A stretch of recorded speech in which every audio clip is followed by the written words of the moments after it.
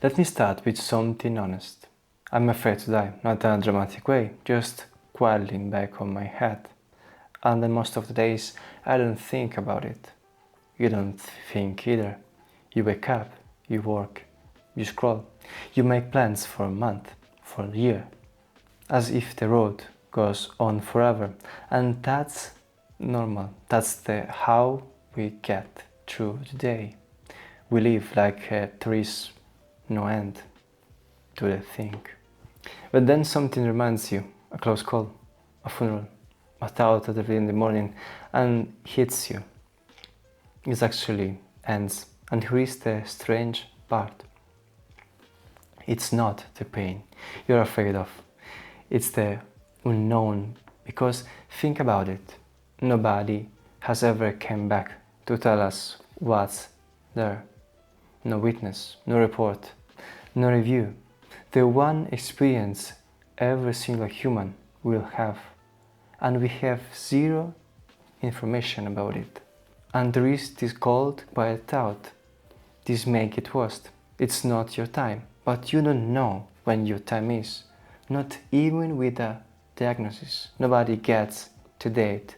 So you stay afraid, like me. So let's do something uncomfortable.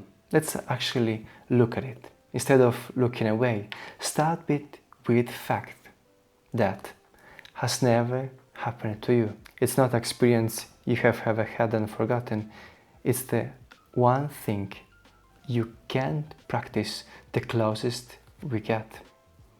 It's a clinical death when the heart stops for minutes and sometimes come back, and even there nobody can tell you what happened. In that gap it's a blank, in the only record we have ourselves. So let's play a simple game. Where are you? Not your body, you. The one reading this thought right now, point yourself, go ahead. Almost everyone points at their chest. And for thousands of years, that's what we believe it. That's the person live it in the heart. The ancient Egyptians actually removed the brain and threw it away, but the heart, they preserve it like it held the soul. And we still talk like this. We say, I love you with all my heart, and when we point our chest when we say, me. But it's not true. Your heart is a pump, a brilliant one. But a pump, you can't replace it with a machine or someone else's heart. And you will be still you. And now try with your brain. If the brain loses blood, loses oxygen, for just a few minutes, you start to disappear, not your body, you. First, maybe your memories, then your personality, then the person who loved and feared and planned. Change one piece of the brain and you change the person, their memory, their temper, even what they believed.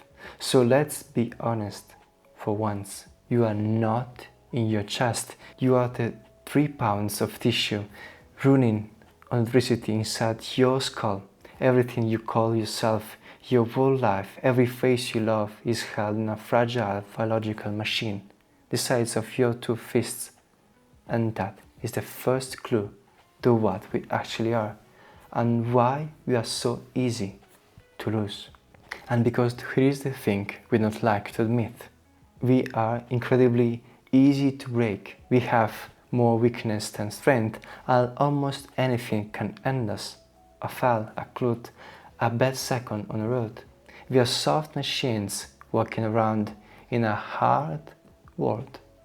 And somehow we are still here, still at the top, still running things.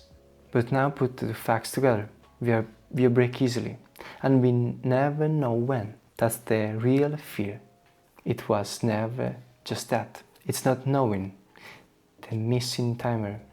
Evolution could have given us a longer life, a countdown, a warning. Instead we get a clock we can see, and sometimes that feels like a kind of torture.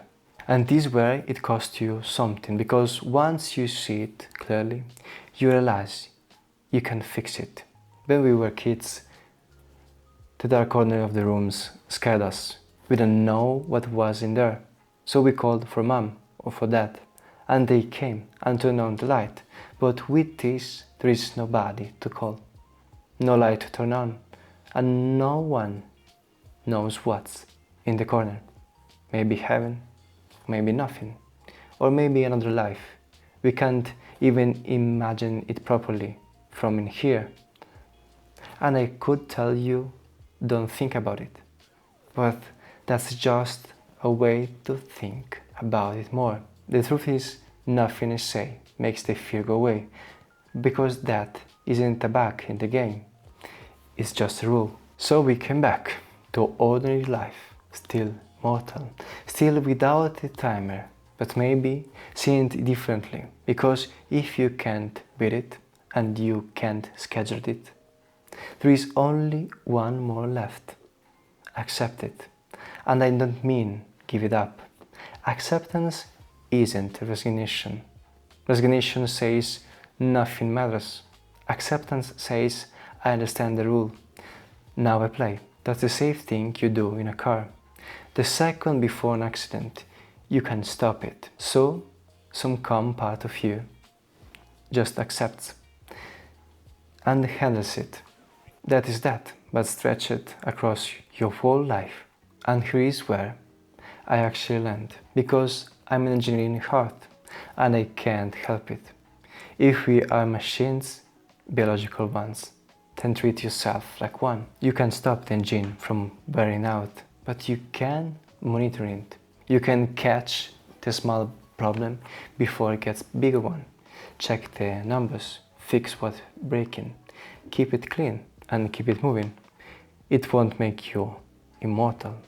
A car still dies one day, but a car that's maintained runs better, runs longer, and you enjoy every mile. That's the whole answer. You can't delete the engine, but you can stop wasting the middle, being afraid of it. So yes, I'm still afraid a little, probably always will be, but I stopped letting the fear of the last day run all the others. Because the only thing worse than dying is not really living. While you're still here, share this with someone who needs to hear it. Follow CoreWired to understand the machine that runs you.